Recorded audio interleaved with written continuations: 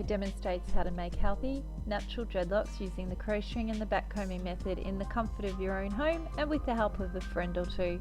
We utilise the Dread Empire Starter Kit. This is available for purchase along with dreadloads of information on how to create and maintain dreadlocks at www.dreadlocks.com.au. There's 6 steps to making dreadlocks, and the first one is shampooing your hair. Do this at least a couple of times in the lead up to D-Day. The residue-free shampoo will rid your hair of any product or oily build-up, making locking and knotting so much easier.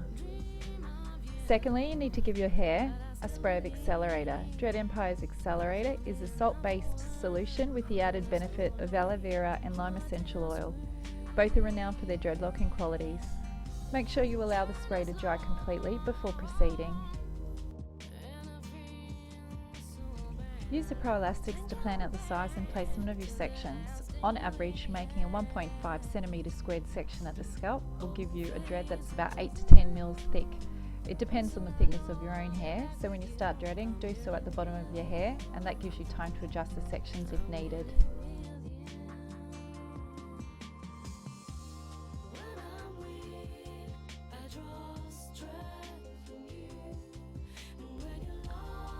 So it's time to crack open the dread dust.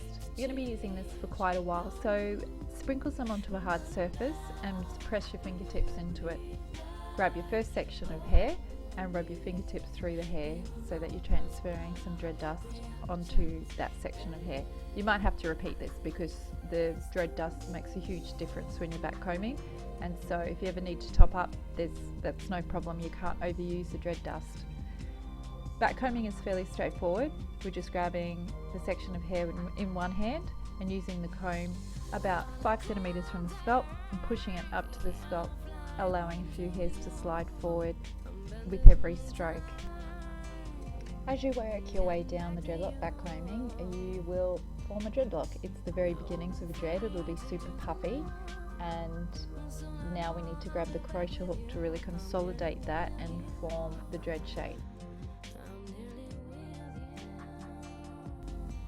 So as you can see, we've jumped ahead here and we're on the home stretch. We've done quite a few dreadlocks already, but this clip clearly demonstrates how to use a hook, with the first phase of the hook being pushing the hook into the dread on a downward angle and then rigorously pull it back and forth, and we're starting to condense the dread from the puffy mass that was created using the backcombing. So now I'm going to go back over and rework the same section. Rather than pushing the hook downwards, I'm moving more across the dread.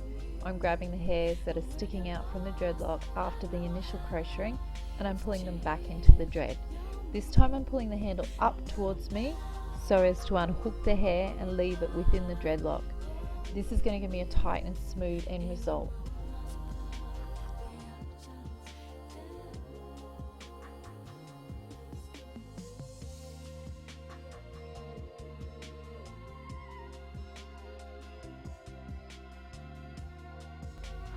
So you can also alternate between backcombing and crocheting.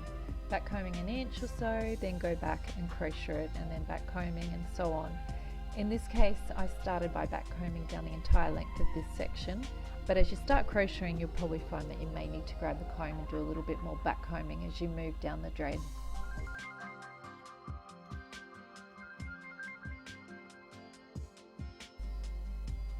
So here you can see both the crocheting underway as well as palm rolling happening in the background. Palm rolling is a great way to finish off a dreadlock. It's also a habit that you simply cannot do too much of, and we'll cover this off more in the next step.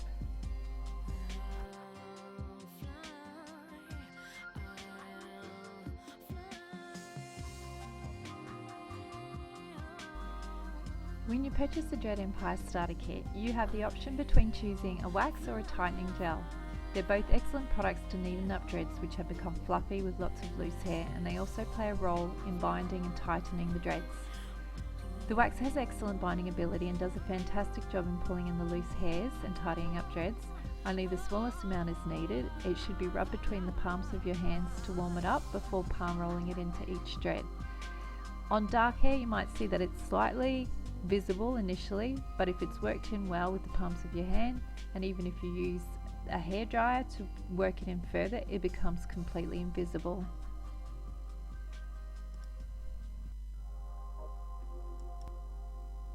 A lighter washout alternative to the wax is the tightening gel. Aloe vera is the key ingredient in this product, and that's renowned for accelerating the locking process in dreads. It's also very helpful in tidying up any loose and fluffy hair. It can be applied in the same manner as the wax, except of course you don't need to warm it up first.